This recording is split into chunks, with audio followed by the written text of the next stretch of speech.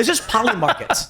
Now, we've all been tracking Polymarket. For some reason, people have decided this matters. The betting odds matter, I do agree, but this one matters more than the rest. And right now we can see $3.18 billion wagered on the presidential election. Well, the news is that Robinhood is also allowing what's called events contracts, where you can buy contracts for either Kamala or Trump to win. Here's where it gets weird. They've got this read the rules disclaimer up top on Polymarket that says, this presidential market resolves when the Associated Press, Fox, and NBC all call the election for the same candidate. In the unlikely event that doesn't happen, the market will remain open until inauguration and resolve to whoever gets inaugurated. If you would prefer to trade the market that is resolved solely by who gets inaugurated, set to happen on January 20th, 2025, you can visit that market here, which is a separate and much lesser known betting market called Who Will Be Inaugurated as President. Now, what I find fascinating with this and worrisome is it's not just Polymarket, but Robinhood says they resolve the winner of their contract based on who is inaugurated, not who wins based on what the election is. Now, why would Polymarket add a disclaimer up top, making sure you understand this? I'm saying there's a secret cabal who's planning Trump to not get inaugurated. No, I'm saying Jamie Raskin stated in February of this year, Democrats would not certify the election. Trump is disqualified under the 14th Amendment.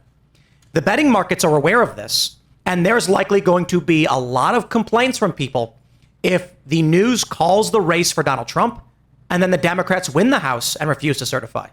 I'm curious if you guys think that's possible or what your thoughts are. I'm so cynical about Polymarket generally because I feel like if the market cap is only 3 million, Jeremy Boring could throw around a couple of million. 3 billion. Oh, 3 billion. Oh, yeah. Never mind. Jeremy Boring cannot move the needle with his money. Never mind. But I just feel like this is, I don't understand how the market cap on this specific Polymarket poll works, but I feel like this is open to be influenced. I feel like the lawyers are trying to cover their basis with that. That's like their lawyers saying, hey, yeah, just make this little in case somebody calls it wrong and somebody else is inaugurated. I agree, but I would just say that suggests we are in a period, which we all know, where whoever wins on election night is not the winner. Yeah. Well, listen, there's a little secret that the left doesn't want you to know about Donald Trump, and that's that Donald Trump almost never acts in accordance with the worst aspects of his rhetoric. He didn't lock her up, right? Yep. He didn't. He's not going to court-martial the chairman of the Joint Chiefs of Staff. That's not Donald Trump. Mouths off. He uses hyperbole. He's a little bit of an insult comic.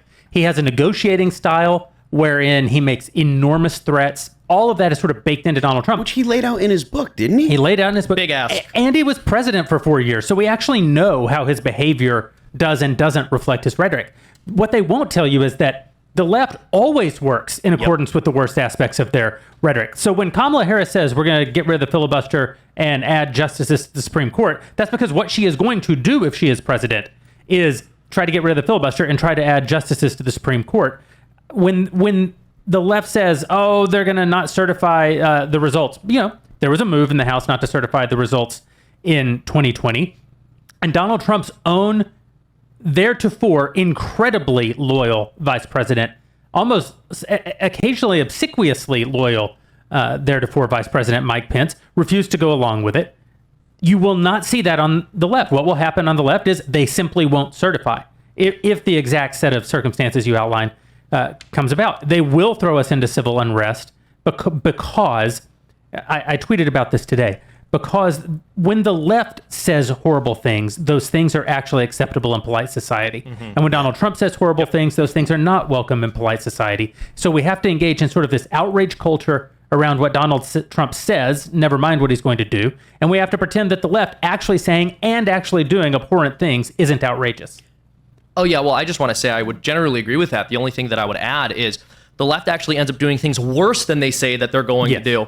And to build on top of that, with Donald Trump, it's not even the case that he gets chastised for saying the kinds of things that we would be upset with the left for saying. He can say anything, and they'll take it and they'll try to spin it into something completely different. So, for example, this allegation that's being made by the press that he said about Liz Cheney, a thing that I don't actually think I could repeat on this show, when he actually didn't say that. He was making the same argument we've heard made since the 1960s about how senators should send their children to fight in the wars that they're able to get out of and send everyone else's kids into.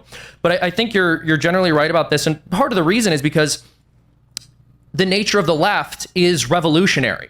Once you push the boulder down the hill, it doesn't stop. And this is the way that I see it. It's like you've got this giant boulder atop an incredibly steep hill, and at the bottom of the hill is a house that your family is living in. And at the top of the hill, you have three people. You have the conservative, you have the liberal, and you have the leftist. And the liberal and leftist are pushing at the boulder. And then the conservative says, hey, hold on, maybe don't do that. And the liberal says, don't worry, I only want the boulder to go halfway down the hill.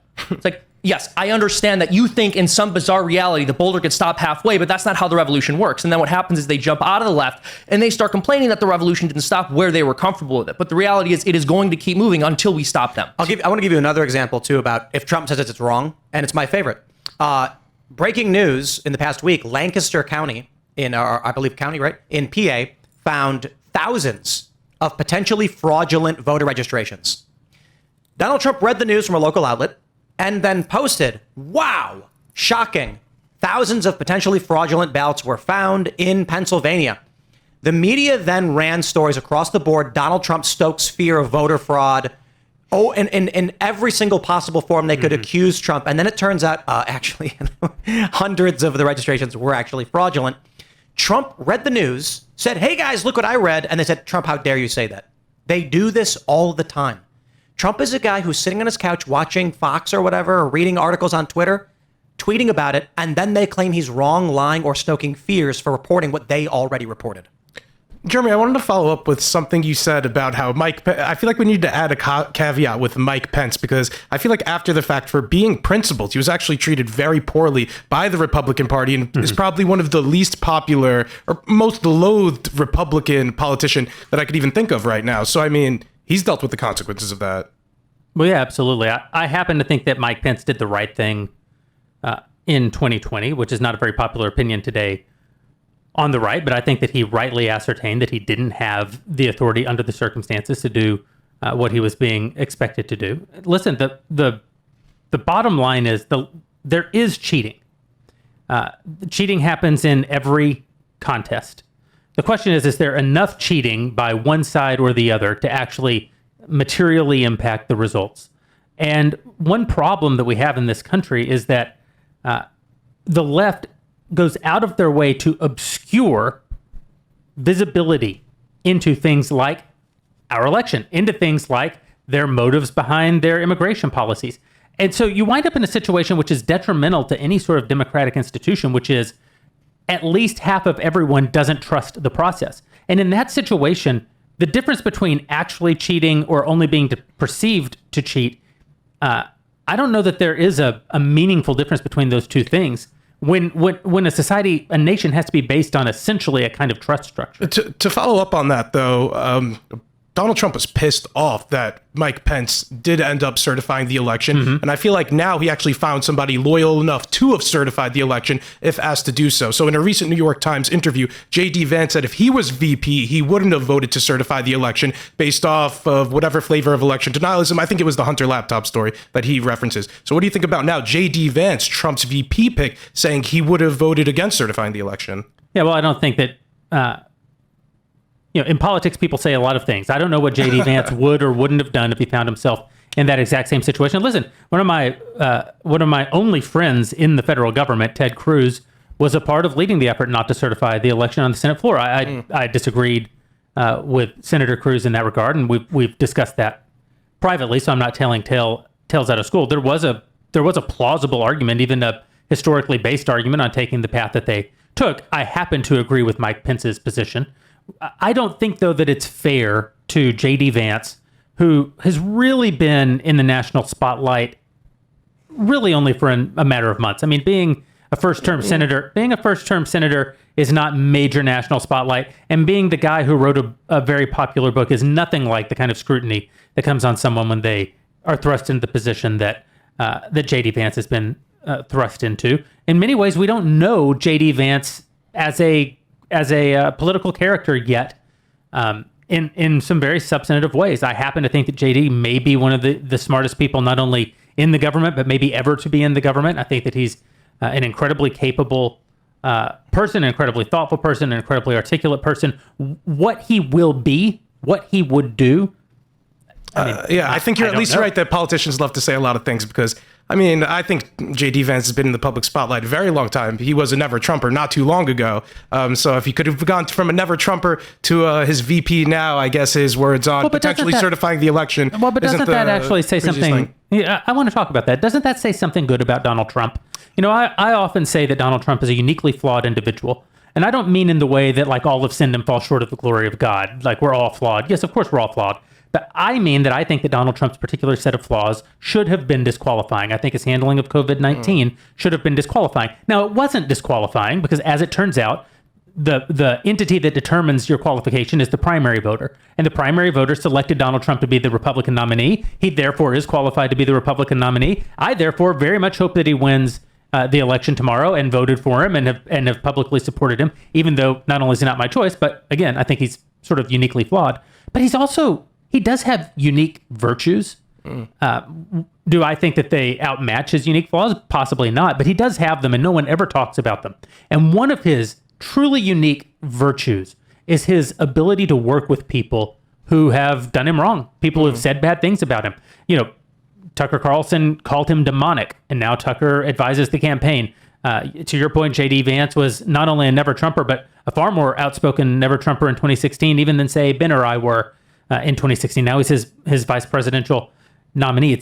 Donald Trump sort of uniquely doesn't hold political grudges. And that really does matter in a divided nation because it gives hope that if Donald Trump, as I hope, ascends to the presidency again tomorrow, then he'll become the president in this divided nation who's actually willing to work with people who've done horrible things. I mean, what the left has done, what they've said about Donald Trump and actually done to Donald Trump are horrible. But I think that Donald Trump actually is the unique kind of man who can put that aside, especially for a man who's been powerful, wealthy, and famous his entire life, essentially, that he's willing to subordinate his ego that way. I think John McCain, great patriot. I think that if John McCain had won in 2008, many of our national disasters that have happened since then wouldn't have happened. And yet, when John McCain walked on the Senate floor to cast the deciding vote for the repeal of the Affordable Care Act, Obamacare, after running for re-election on the promise that he would overturn it, he was faced with the opportunity to either be a man of his word, a man of principle, a man of values, or to make sure that Donald Trump didn't get a win. And John McCain chose his grudge over the national interest. Listen, he had every right to hate Donald Trump. The things Donald Trump said about John McCain were absolutely abhorrent. And yet, I still demand of my politicians that they be willing to subordinate that to the national interest. John McCain wasn't able to do that. Isn't it interesting that Donald Trump, who we're all sort of aware of his flaws, has this very unique virtue, gets almost no credit for it. And that actual virtue in question could be the virtue that allows him to be a restorative figure if he ascends to a second term. I think you're speaking to an important Christian theme on the right, that is redemption, that is found so often. And I'm Jewish, so maybe one of you guys could tell me more about it. But I think that's what you're really speaking to with how Trump's willing to overlook these things. And we're really willing to bring a lot of people into the Republican Party who might have been Democrats or against the right in the past. Tulsi Gabbard, RFK Jr., Trump has a very long list of them. But that could be foolish, though. I do think it is so. It appears that Trump doesn't hold a personal grudge about maybe J.D. Vance's personal attitudes towards him as a human being. Thanks for checking out this clip from Timcast IRL. Make sure to watch the show live Monday through Friday at 8 p.m. Subscribe to this channel, and we will see you all there.